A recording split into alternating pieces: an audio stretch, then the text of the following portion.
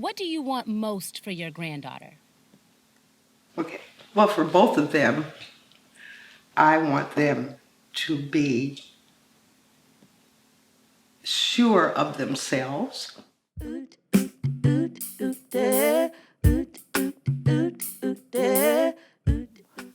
Her wildest dream in life. That's what I want her to do. A myriad of so many things. That she can take care of herself.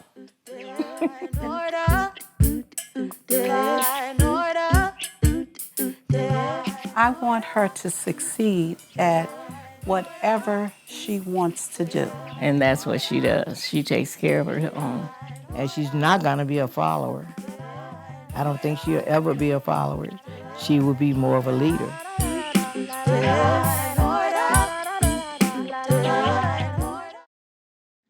I believe within my soul that they love me very much. They love me, I believe, as much as I love them. I just hope I'm as successful as her, when I'm done with school. So yeah, she's always trying to help me pick my major because I don't know my major yet. So I'm still working on it. I certainly hope that they will continue on the path that they're on, because when my friends say to me, "Your granddaughters are so beautiful," well, yes, that's outwardly, I think they're beautiful, but they're also beautiful on the inside. Maybe there are boundaries in society that are that just happen as a result of being a Black woman, but I feel like she doesn't let that hinder how she carries herself in the day-to-day. I feel like that's not something that she thinks about, things that she's not being able to take advantage of. I don't know. I feel like she's just confident and just does what she has to do. Oh my God, yes. I am so proud of her. I don't know if it might beam from my face. I'm so proud of that girl. And I graduated college, and she invited everyone, which I didn't think was a big deal, walking across stage, because I walk across stages all the time. But I was like, they should see my play, not my graduation. So she made everyone see both, which was cool. So I don't think she would invite people if she wasn't proud of me. If she wants to be in a play, then I want her to be the main character. That's what I want. So, and I really think she'll make it. See, that's where I've been. I've never tried to push my children into something I wanted them to do. I always wanted them to accomplish their dream, not my dream. And whatever they were doing, I try to support them. She's instilled a certain amount of faith and resilience, and her and my grandfather. What are you most proud of? About Charisma? That she loved her grandmother. But, like I said, she made a lot of accomplishments, and she's still, pushing to do that. And she's, continuing to do that. That's important, that you don't give up on what you desire to do in life. You have to continue to push for what you want and what you want to be. But she's proud for sure. Anything, she's proud of not just me, she's proud of the things my husband does, the kids do. She wants to know it all, and if she could be there for every step of the way, she would. When she would be here with me, because of course her mom was working on her career and I was slowing down, I was still working, but I had a husband who was home with me. And that was her grandfather. And she would be his school teacher. She would be his event planner. I think my grandmother is pretty in love with my life. I feel very lucky and very privileged to be able to live the way that I live. And I know that has been afforded to me by the labor of other people. So, she made her choices with the weight of responsibility of caring for my mother. And my mother made her choices with the weight of responsibility of caring for me. And so each of those women sacrificed something and sacrificed some free will so that I could have unlimited free will. Sometimes he would sit here at this very spot and he would start to nod, and she was the school teacher, and she would be sitting right there to his right. And she'd say, Mr. Allen, no sleeping in this class. And it was so funny. I wished I could have recorded that at that time, but when she was 3 or 4, we didn't have all of that.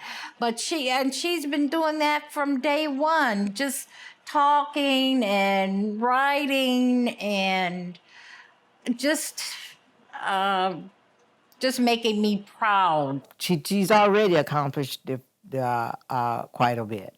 The fact that she was she was a wonderful granddaughter, and she graduated from high school. She's never been in any trouble, and she went to college. In terms of like who was influential, I would definitely say because I was surrounded by a lot of women, like the women in my family were very influential for me. She's chosen this career as a videographer. It wasn't my choice. I thought that she was going to go on to become a doctor. That's the plan that we had. But then she made a different decision. She chose what she wanted. And my daughter and I and their aunt, we all feel like if they make their choices, and their mother especially says, you make a decision. If that's what you want to do, we'll go along with you. She doesn't broadcast what she's doing. She doesn't believe in a lot of gossip. There have been a lot of things that my grandmother has done behind the scenes that you'll find out years later that she did that really kind of held people down. I really don't have to tell Melanie too much. She's pretty much on her own, and she's doing a lot of the things that I would do. So it's not that much I can tell her. She supports me. My grandmother is at my shows. My grandmother went up to my agent and asked him to get a job for me. I mean, there was a job that I wanted, and she waited until I was tied up someplace else. We were in the lobby of a play opening that I was doing, and I look over. She is across the room where I cannot get to her in a quick amount of time, and she has made her move to my agent and asked him, why isn't Melanie in this play that I know she's been trying to get into?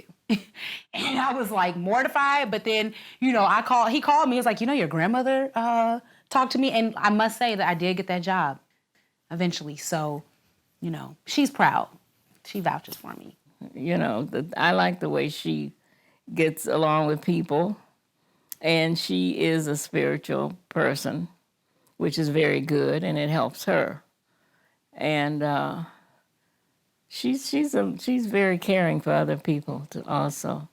I think that it's important for young women today to honor and understand that they can learn from older women. That's one thing that I've come to, that's why I wanted to do this project. That when you find yourself at a crossroads or a standstill, that you always have these older women. You have women that have been there, and we fail to see it as a resource. We just take it for granted. I don't have anybody to talk to. I don't have any mentors, but we do. We have mentors. They're in our homes. They don't have to be in your field to have something wise to tell you. And when you engage people in a different kind of way, you'd be shocked to find out how much they know and how much you have in common with the older women in your life. Any favorite recipes that your grandmother taught you how to make? I was like, I don't know. Candied sweet potatoes. Yeah, it's like, you peel the sweet potato. Boil them. Then peel them. Then get a cup with a mug, put the stick of butter in there, put it in the microwave, then pour it over, right? Or do I punch the holes in first? You take a cup, put some brown sugar. The butter. And the butter, vanilla flavor. Then put it in the microwave. Wait till that melts down. Bring it back, pour it over. Cinnamon, add the spices, cinnamon, nutmeg. Nothing goes to waste in here, even the foil. You save the aluminum foil, which I think is a good quality. I'm learning. I'm trying not to be as Oh, no, you shouldn't wasteful. do that. Don't do that. But it's hard. We spent a lot of time together. Oh, yes. We spent so much time together. She kept all the grandkids. And, yes. I love taking care of my grandchildren. All. It's like going to Sookie's house. I live right around the corner. So I was always here and just, she taught me so many things, how to cook, how to type. I was typing the church programs when I was like 6. Just very early life. Why was I making greens when I was 5 years old? Someone say wrap the apples in newspaper and put them in a box and store them in a nice cool place and they will stay. And so that's what I did, and they stayed for a year because I had put them in a cool place, like maybe down in one of my refrigerators at the bottom or somewhere where I knew it was cool. And when I wanted one, I'd take it out, and the apple was fine. I remember the story being told, but I don't remember it actually happening. Okay. This is always told. She told the teacher, "You better take my sister out of timeout." I don't remember that happening, but I'm not going to say it didn't happen. Oh, yeah, you did it. It definitely sounded like something that could have happened. When you all leave here today, I want you to look over in the yard there. You'll see this tree right in the yard, in the middle of this lot. And she and her grandfather planted that tree from a little, it was a sapling. They had given out at school. They planted that tree.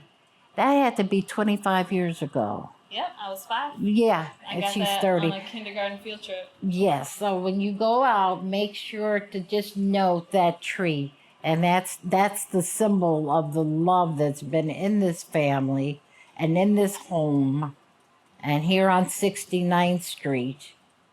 Let everybody know that 69th Street, and we are in West Inglewood, it's not the worst place in the world to grow up, is it, Chris? No. No. I'm all right. She's okay. And we have that tree to prove it. Just one bar. Good night, sweetheart. Well, it's time to go. It's time to go. I hate to leave you, but I really must say, oh, good night, sweetheart. Good night. That's enough. See?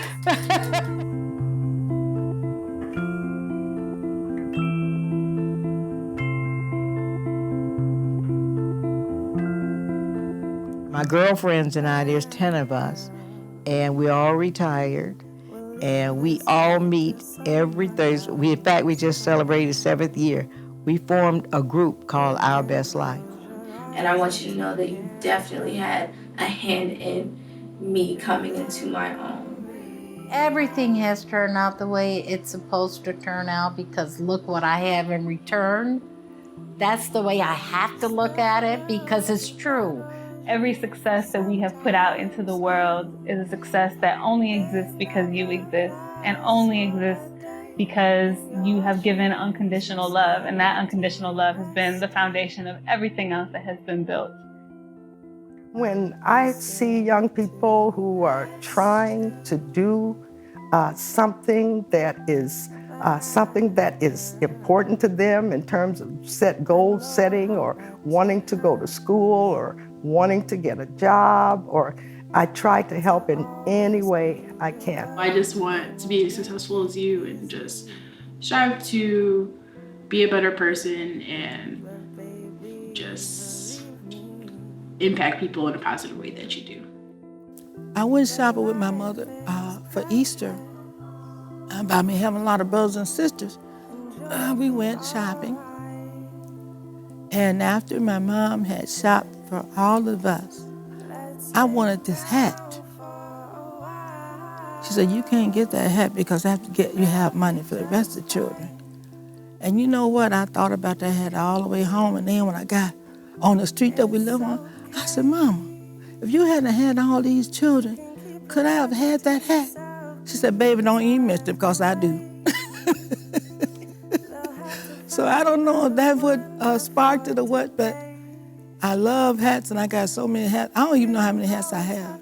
There really are no words to express the rock that you've been, the foundation that you've been, the pillar of strength that you have been to everyone.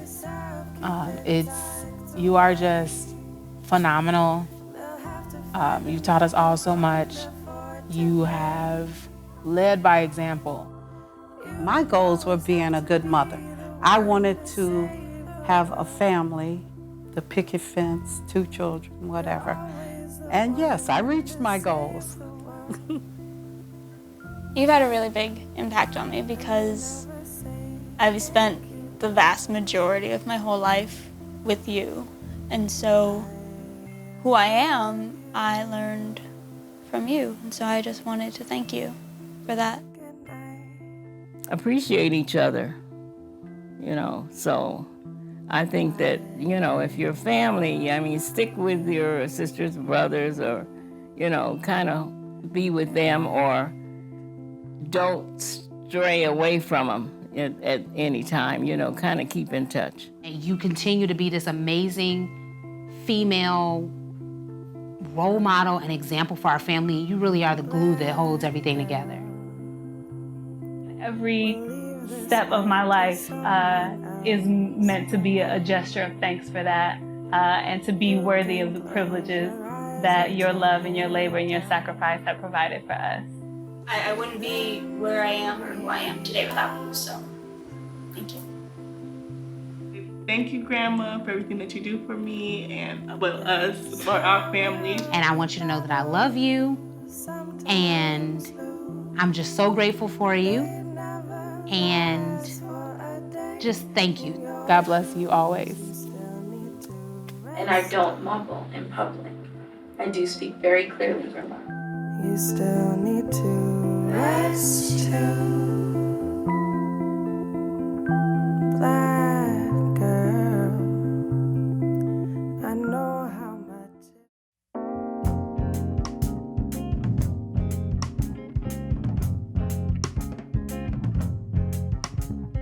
Aaron said listen to Sade, sip on a Cabernet. Take this as a snip away the lies you told since 9. Transition you tried to them. 3 A's they lied to you. Time to start anew, and Bill ain't here to stop you. Reluctant she helped you, not hesitant to tell you that she loves you, but your hair's her pride and joy. The bill up and left you, so snip goes the scissors. The lies drop one by one, the truth can feel the sun. Foresee, shade comes you till noon. You may break a pig or 2. I love you, adore you, foresee. They lie with lie on you. Wild abandon, dare I tame you. May you reign forever, ever.